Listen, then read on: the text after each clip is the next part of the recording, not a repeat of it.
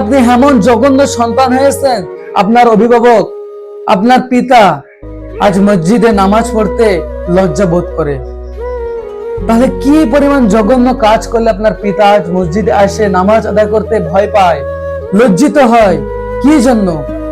আমার জানা মতো আমার পরিচিত রয়েছে, আমার এলাকায় আমার পরিচিত রয়েছে, সন্তানের জন্য সন্তান সমাজে এমন একটা কাজ করছে এবং করতেছে কি বাবা মাথা উঁচু করে দাঁড়ানোর শক্তি নাই, নিজস্ব এলাকায় মসজিদে যে নামাজ পড়তে আসবে সে সুযোগ তার নাই, শুধুমাত্র লজ্জা বোধ করতেছে। তাহলে আপনি কেমন সন্তান হলেন?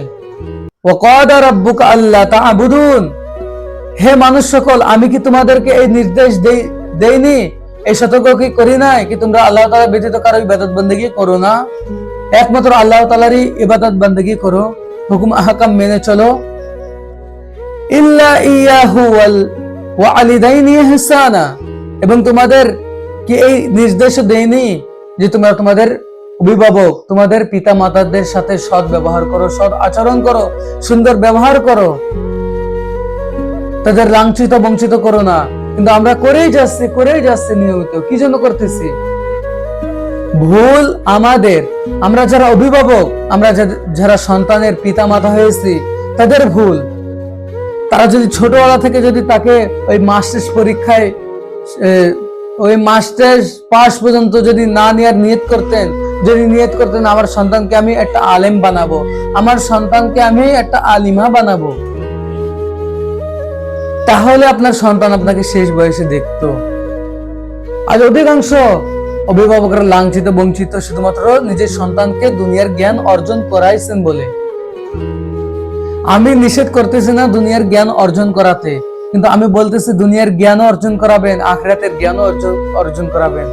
অধিকাংশ অভিভাবক আমার জানা মতন রয়েছে আজ অধিকাংশ বঞ্চিত লাঞ্ছিত হচ্ছে শুধুমাত্র এই নিজের সন্তানের জন্য।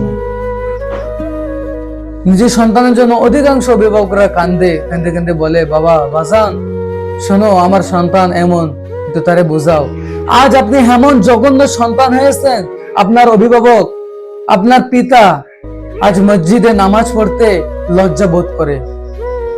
তাহলে কি পরিমাণ জঘন্য কাজ করলে আপনার পিতা আজ মসজিদে আসে নামাজ আদায় করতে ভয় পায়, লজ্জিত হয়?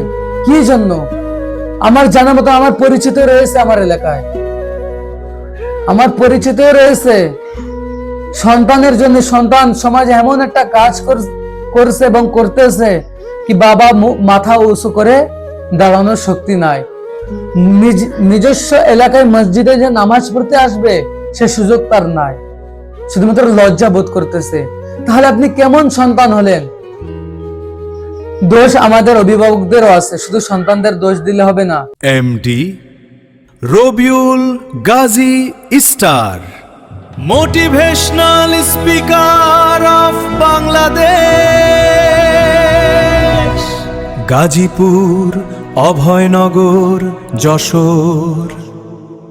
দেশ ও মানুষের সেবায় নিয়োজিত এক নাম, সবাই মিলে গড়ব নতুন এক পৃথিবী।